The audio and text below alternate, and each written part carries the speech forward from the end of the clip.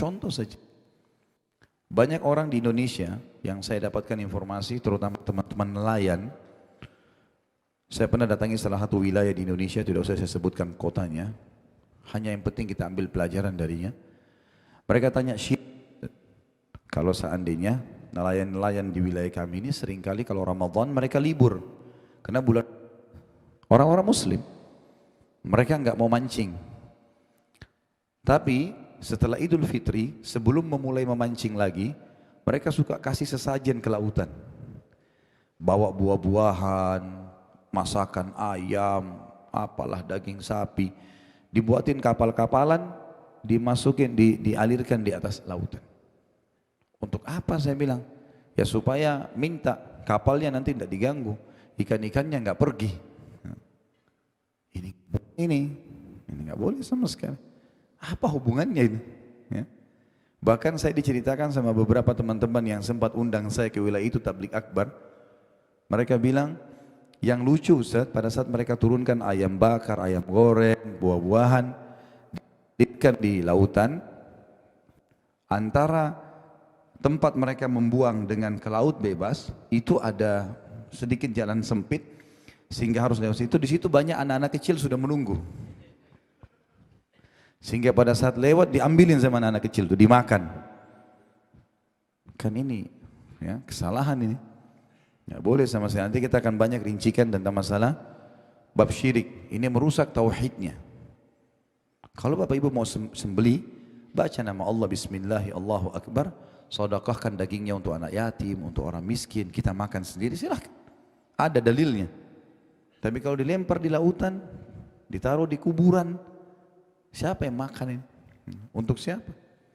Penjaga ini dan penjaga itu. Ini semua khurafat. Bumi Allah ini hanya dijaga oleh malaikat, tidak ada yang lain. Ya, yang masih punya keyakinan rumah saya ada penjaganya, akhirnya datang betul setannya. Ya. Gak ada yang jaga rumah kita kecuali kita sendiri. Ya. Syaitan makin senang kalau orang punya keyakinan-keyakinan yang seperti itu. Dan yang kedua ada syirik kecil, riya, memperindah ibadah karena Allah. Tapi ini juga termasuk dosa besar. Nanti kita akan bahaskan itu. Kata Allah dalam surah An-Nisa 36, dan sembahlah Allah dan jangan kalian mempersekutukannya atau syirik dengan sesuatu apapun. Ayat yang selanjutnya surah Al-An'am 151 sampai 153. A'udzu billahi minasyaitonir rajim.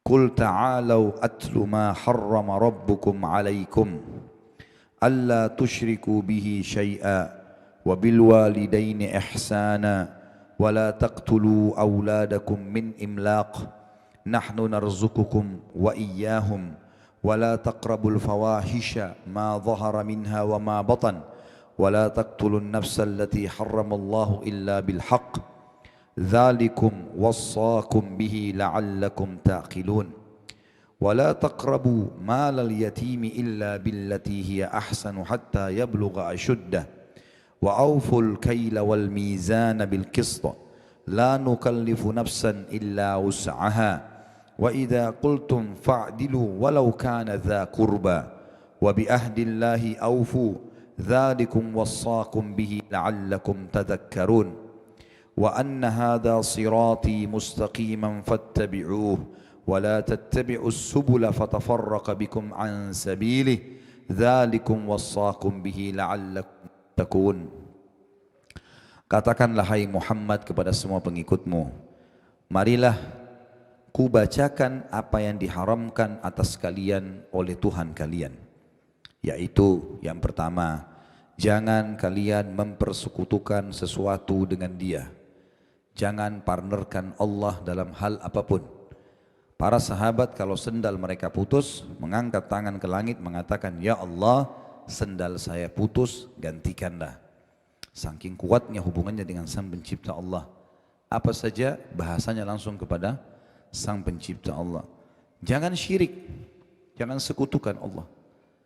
Jangan anggap ada kekuatan Tuhan lain selain Allah. Lalu yang kedua, berbuat baiklah terhadap kedua orang tuamu, bapak ibu. Yang ketiga, janganlah kamu membunuh anak-anakmu karena takut kemiskinan. Ya, tidak boleh gugurkan, tidak boleh membunuh, membuang sembarangan di jalan hanya takut tidak bisa memberi makan. Yang keempat, lanjutannya kami akan memberi rezeki kepadamu dan kepada anak-anakmu. Yang keempat, dan janganlah kamu mendekati perbuatan-perbuatan yang keji, baik yang nampak di antaranya maupun yang tersembunyi.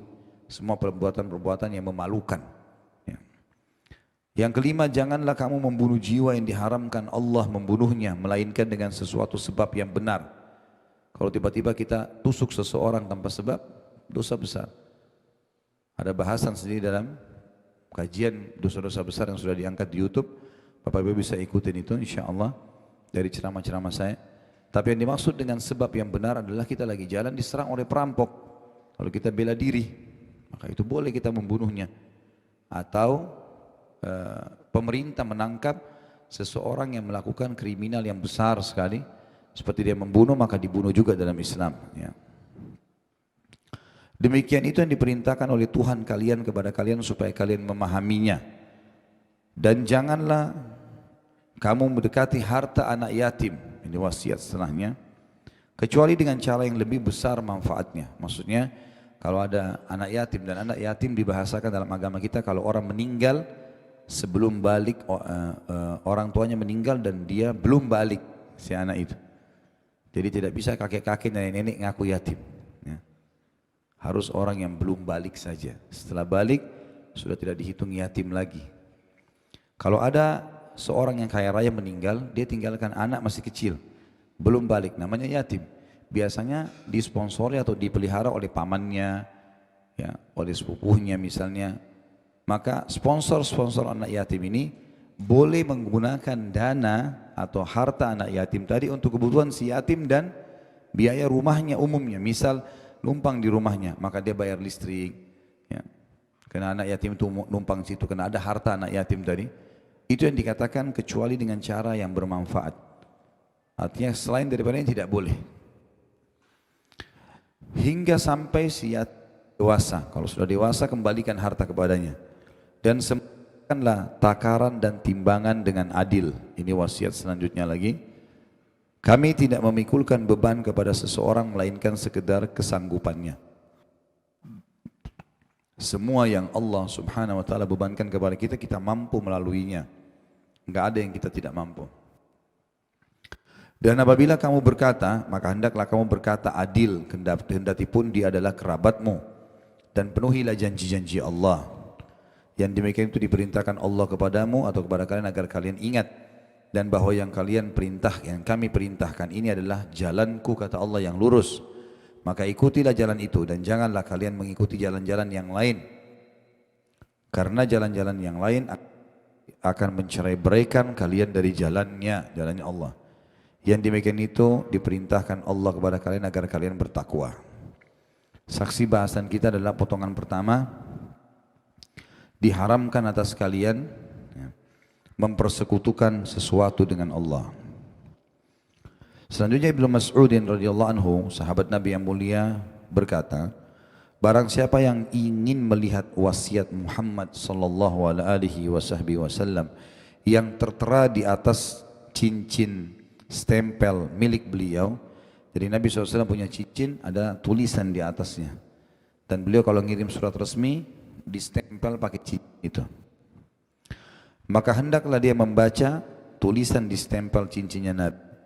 Sesuai dengan firman Allah, katakanlah hai Muhammad, marilah ku bacakan apa yang diharamkan kepadamu oleh Tuhanmu, yaitu janganlah kamu berbuat syirik sedikit pun kepadanya. Sampai akhir ayat tadi. Sampai firman Allah, sungguh inilah jalanku yang berada dalam keadaan lurus dan seterusnya. Muadz bin Jabal radhiyallahu anhu menuturkan, dan tadi itu tentu hadis nomor yang kita bacakan adalah footnote nomor 4, diriwayatkan Tirmidzi, Ibnu Munzir dan Ibnu Abi Hatim. Jadi kita lihat keistimewaannya buku ini walaupun kecil, rujukannya jelas. Hadis yang selanjutnya adalah hadis riwayat Bukhari Muslim dalam kitab sahih mereka.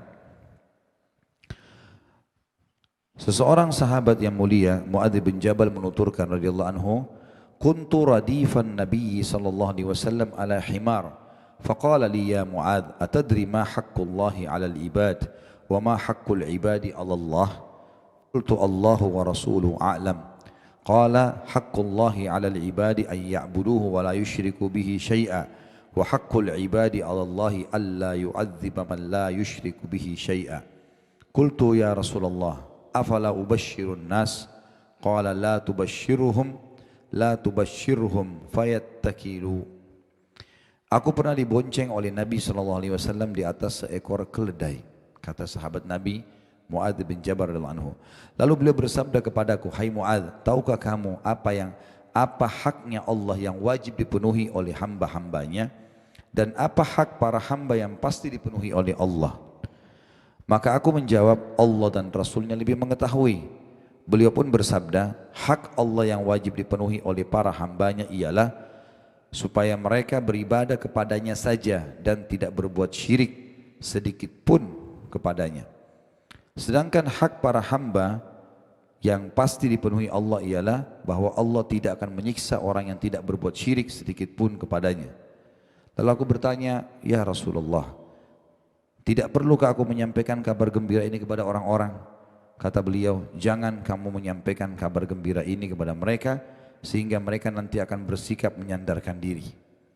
Tapi saksi bahasan kita adalah di sini Allah, kata Nabi SAW, tidak akan menyiksa orang yang tidak berbuat syirik. Tidak berbuat syirik, dan syirik lawan daripada tauhid. Ya. Hati-hati dengan syirik-syirik ini. Ya. Menganggap segala sesuatu makhluk bisa mencapai kepada kualitasnya Allah. Maksud dalam syirik juga adalah menggantungkan nasib sama benda, atau menganggap sesuatu yang sial dari waktu-waktu yang sudah Allah ciptakan.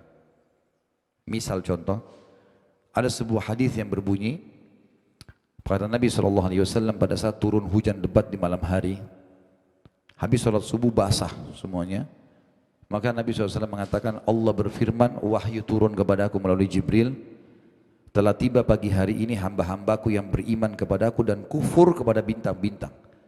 Dan juga tiba pagi ini hamba-hambaku yang beriman pada bintang-bintang dan kufur kepadaku. Jadi ada yang beriman kepadaku dan kufur kepada bintang, ada yang beriman pada bintang dan kufur kepadaku. Maka kata para sahabat, ya Rasulullah, tolong jelaskan supaya lebih paham. Kata Nabi SAW, Allah berfirman, siapa yang mengatakan hujan ini turun dengan izin Allah, maka dia telah beriman kepadaku, kata Allah, dan kufur kepada bintang-bintang. Dan siapa yang mengatakan hujan ini turun karena bintang-bintang, maka dia beriman kepada bintang dan kufur kepadaku. Ya. Jadi tidak boleh kita mengatakan terjadinya fenomena alam karena bintang, karena gunung. Ya, tapi memang karena Allah telah menentukannya. Juga sama tadi masuk dalam masalah syirik, menghina waktu, seperti sabda Nabi SAW yang berbunyi, jangan, kata Nabi SAW, Allah berfirman, jangan kalian menghina waktu, menganggapnya sial, karena aku yang menciptakannya. Seperti di Indonesia orang anggap hari Selasa hari sial. Ya. Ada nggak ini keyakinannya? Ya, saya waktu masih di Makassar pengalamannya banyak sekali ini. Waktu saya pas pegang yayasan orang tua saya di Makassar, beliau kebetulan memegang klinik yang ada satu pegawai baru bergabung, kemudian dia naik motor, satu tugas dari yayasan untuk dia kerjakan, dia pergi. Pada saat dia pergi, sejam kemudian dia balik, rupanya tabrakan, luka-luka. Orang yang ditabrak sama dia juga ikut ke klinik orang tua saya, lalu diobatin, setelah diobatin, pergilah semuanya. Rupanya ada beberapa orang suster di klinik yang lagi ngobrol-ngobrol agak jauh, saya cuma dengar saja. Mereka bilang, itu kan karena hari Selasa. Terus saya tanya dari jauh, memang kenapa hari Selasa? Loh, Ustadz belum tahu. Saya bilang, enggak, saya enggak tahu. Dia bilang, hari Selasa kan sial. Karena hari Selasa itu jadi tabrakan. Orang buka usaha hari Selasa bangkrut. Dan seterusnya. Ini enggak boleh ini. Semua waktu baik. Ada waktu lebih baik dari waktu yang lain, iya. Kayak Jumat lebih baik daripada hari yang lain, iya. Ramadan lebih baik daripada bulan-bulan lain, iya. Lokasi Mekah dan Madinah lebih baik dari tempat lain, iya. Tapi bukan berarti yang lainnya buruk. Allah ciptakan semua itu kebaikan. Contoh. Termasuk dalam syirik yang dilarang, menggantungkan nasib pada benda. Nah ini banyak juga terjadi di Indonesia. Gantungkan nasib pada jimat-jimat, nanti ada bahasan sendiri ya. Kemudian juga kecenderungan menggantungkan nasib dia sama tubuhnya sendiri. Seperti kalau tangan kanannya gatal, mau keluarin duit, tangan kiri mau dapat duit. Nah, kalau ini betul enak, kita gatalin ada tangan kiri kita terus, dapat duit, tidak usah kerja. Matanya kalau kedap-kedip di atas mau senang, kalau kedip di bawah mau sedih. Ini nggak boleh ini bagian dari syirik. Ya, nggak ada hubungannya. Mata kita kedap-kedip karena ngantuk itu.